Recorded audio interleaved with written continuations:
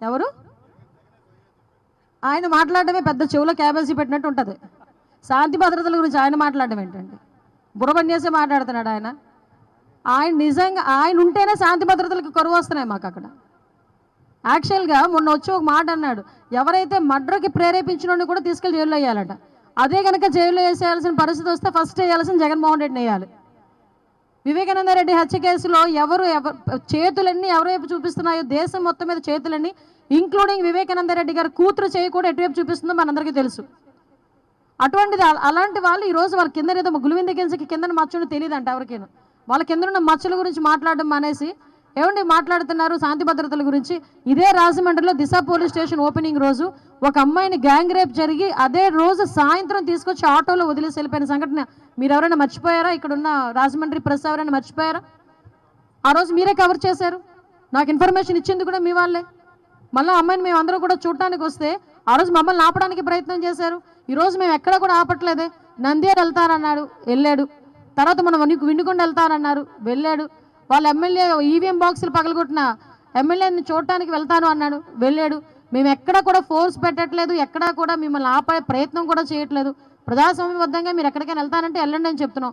అక్కడికి వెళ్ళి వాళ్ళు డిబేట్ అవుతున్నారు అంతే. మొన్న వెళ్ళాడు అక్కడ మన నంద్యాల వెళ్ళారు. నంద్యాల వెళ్ళిన తర్వాత అక్కడ మాట్లాడిన మాటలు కూడా ప్రజలు ఈరోజు గ్రహిస్తున్నారు. వెళ్ళి వాళ్ళ కార్యకర్త ఎవరైతే చనిపోయారు అని అంటున్నాడో ఆయన పరామర్శించి వాళ్ళ కుటుంబానికి ఏదో ఆర్థిక సాయం చేసి రావాలి బ్యాక్కి. అవేమి జరగవు. అక్కడికి వెళ్ళి నేనుంటే అమ్మఒడి ఇచ్చేవాడిని, నేనుంటే రైతు భరోసా ఇచ్చేవాడిని, నేనుంటే అది ఇచ్చేవాడిని, నేనుంటే ఇది ఇచ్చేవాడిని ఏకపాట పాడుతున్నాడు. అది అందరం చూస్తూనే ఉన్నాం. అంటే సందర్భాన్ని బట్టి కూడా మాట్లాడడం చేతకాక ఏది పడితే అది మాట్లాడే పరిస్థితిలో ఈరోజు పులివెందుల ఎమ్మెల్యే గారు జగన్మోహన్ రెడ్డి గారు ఉన్నారండి. అది ఆయన నైజం అంతే. ఆయన భద్రత ఎక్కడ కుదించాం, మీరు నేను వెళ్దాం పదండి ఒకసారి. ఆయనకి ఎంత భద్రత ఇచ్చామో మేము చెప్తాం. ఎక్స్ సీఎంగా ఆయనకి ఇవ్వాల్సిన Z+ సెక్యూరిటీ ఆయనకి ఇచ్చాం. ఎక్కడక్కడ ఆయన కావాలని 980 మందిని పెట్టదామంటే 980 మంది అంటే ఒక గ్రామంలో ఓటర్లు అండి. 980 మంది పోలీసుల్ని ఈరోజు దగ్గర స్కార్సిటీయే దగ్గర 20,000 మంది పోలీసులు ఈరోజు స్కార్సిటీ ఉంది మాకు. అందులో 980 మందిని ఒక క్యాండిడేట్కి మేము రక్షణకు పంపించాలి. దేనికి రక్షణ? ఈరోజు ఆయన దేనికి భయపడుతున్నాడు అంటే నాకు ఎక్కడో చిన్న డౌట్ కొడుతుంది. ఏంటంటే ఈయన అప్పుడు పోలీసులను అడ్డం పెట్టుకొని పరదాలు కట్టుకొని చెట్లు నరికించేసుకొని ఆ భద్రతా వలయంలో తిరగడం అలవాటు అయిపోయింది. ఈరోజు నిజంగా కనుక బయటకు వస్తే ప్రజలు ఏమైనా తంతారని భయపడుతున్నాడా జగన్మోహన్ రెడ్డి? అందుకే 980 మందిని సెక్యూరిటీ అడుగుతున్నాడు. ఈరోజు దేనికి అడగాలి 980 మందిని సెక్యూరిటీ? నేనేమంటానంటే as per rule, as per norms ఒక ఎక్స్ సీఎంకి ఇవ్వాల్సిన సెక్యూరిటీని ఇచ్చాం. బుల్లెట్ ప్రూఫ్ వాహనాలు ఇస్తున్నాం. ఇప్పుడు ఈ రోజుకి కూడా చంద్రబాబు నాయుడు గారు హైదరాబాద్ వెళ్తే సఫారీ ఇస్తారు బుల్లెట్ ప్రూఫ్. కావలసిన డిపార్ట్మెంట్ వాళ్ళు ఉన్నారు ఇక్కడ, అడగండి మీరు. అదే అందుకే ఫార్చునర్ కానీ సఫారీ కానీ ఏదో ఒకటి ఇస్తారు అక్కడ. ఆయన దగ్గర సంథింగ్ ఇంకొకటి ఏదో ఒక 2 వెహికల్స్ ఉన్నాయి బుల్లెట్ ప్రూఫ్ వెహికల్స్.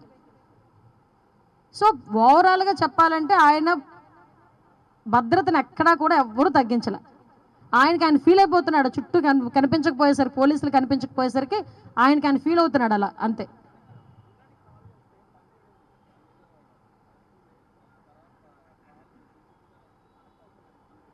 హండ్రెడ్కి ఫోన్ చేస్తే కాల్ కనెక్ట్ కావట్లేదా? ఎప్పుడండి?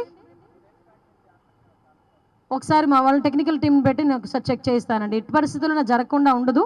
ఎక్కడైనా టెక్నికల్ ఇష్యూస్ ఏదైనా వచ్చినాయేమో ఒకసారి నేను చెక్ చేయిస్తాను ఒకసారి. అదేనండి, టెక్నికల్గా ఏదైనా ఇష్యూ ఉందేమో డెఫినెట్గా చేయిస్తాం.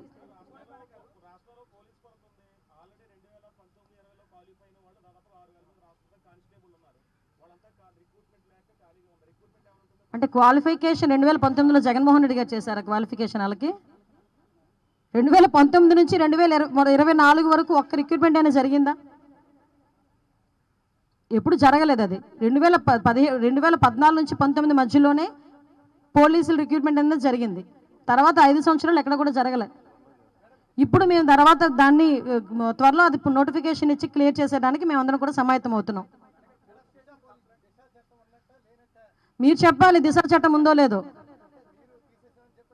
మేం తీసేయలేదండి బాబు, అసలు చట్టమే లేదు, మేము తీసేయడం ఏంటి? బోర్డులు మార్చేస్తా ఉంటాం. దిశ పోలీస్ స్టేషన్ అంటే ఇప్పుడు జగన్మోహన్ రెడ్డి గవర్నమెంట్ అనుకోండి, రాగానే ఎక్కడ పసుపు కనిపించిందంటే నీలం వేస్తుంది. రాగానే ముందు వాళ్ళ బొమ్మలు తీసి వాళ్ళ బొమ్మలు పెట్టుకుంటారు, అదే సర్వేరాల మీద బొమ్మలు పెట్టుకున్నట్టుగా. మేము ప్రజాధనాన్ని వృధా చేయడానికి కాదు, స్లోగా అన్నీ చేస్తాం. దిశ పోలీస్ స్టేషన్స్ కూడా మార్పు చేసి మహిళా పోలీస్ స్టేషన్స్ ఇంతకు ముందు ఎలా ఉండేదో మహిళా పోలీస్ స్టేషన్ కింద కన్వర్ట్ అవుతుంది. మేము ఆ రోజు చెప్తున్నాం, ఈ రోజు చెప్తున్నాం. దిశ చట్టం అని చెప్పి ఒక పెద్ద డ్రామా నడిపాడు 5 సంవత్సరాలు జగన్మోహన్ రెడ్డి. డ్రామా నడిపాడు, నిజంగా చెప్పాలంటే డ్రామా నడిపాడు. ఈ రోజుకి కూడా చాలామంది ఏమంటారంటే నా దగ్గరికి వచ్చి దిశ స్టేషన్లో కేసు పెట్టామండి అంటారు. అది యాక్చువల్గా మహిళా పోలీస్ స్టేషన్. ఆ దిశ చట్టమే లేనప్పుడు దిశ పోలీస్ స్టేషన్ ఎందుకు, దిశ పోలీసులు ఎందుకు? దానికి మళ్ళీ సపరేట్ ప్యాటర్న్. మహిళా పోలీస్ స్టేషన్లేనండి, ఇంతకుముందు మేము మార్చేది కొత్తగా లేదు. మహిళా పోలీస్ స్టేషన్లు ఇంతకుముందు కూడా అదే మహిళా పోలీస్ స్టేషన్లు కొనసాగిస్తాం. బోర్డులు ఇమీడియట్గా ఏర్పాటు చేస్తామండి.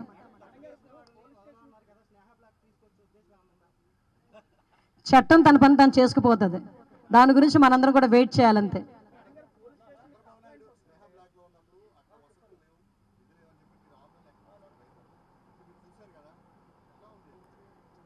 నిజంగా 53 రోజులు అలాంటి బ్లాక్లో ఆయన ఉన్నారంటేనే అదే ఎమోషనల్ అయ్యామండి. ఎందుకంటే అన్ని సంవత్సరాలు ముఖ్యమంత్రి చేసి ఒక విజన్ ఉన్న నాయకుడు, ప్రపంచంలోనే గుర్తింపు పొందిన నాయకుడు, అటువంటి నాయకుడిని ఏ తప్పు చేయకుండా అబాండాలేసి 53 రోజులు ఆయన్ని ఇంతకు చెప్పాలంటే ఒక మానసికంగా కృంగదీసేటట్టుగా వాళ్ళు ప్రవర్తించిన తీరు నిజంగా ఏదంటారు కదా, వస్తుంది మాకు ఒక రోజు వస్తుంది. ఏంటండి ఎందుకండి ఊరుకోండి.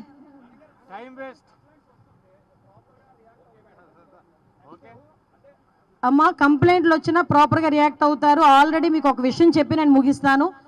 ఇంతవరకు పోలీస్ సిస్టమ్ వేరు, ఇప్పుడు పోలీస్ సిస్టమ్ వేరు.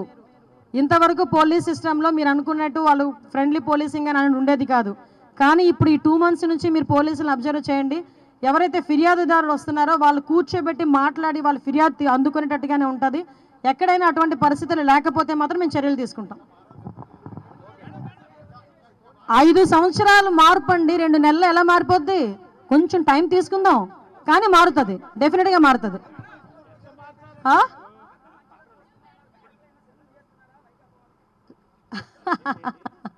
మాకు అంటే మంచి రోజులు బ్యారక్ సిద్ధం చేస్తే వాళ్ళకి మంచి రోజులు ఎలా అవుతాయండి? బ్యారక్ అలాగే ఉండాలి, తప్పు చేసిన లోపలికి వెళ్ళాలి.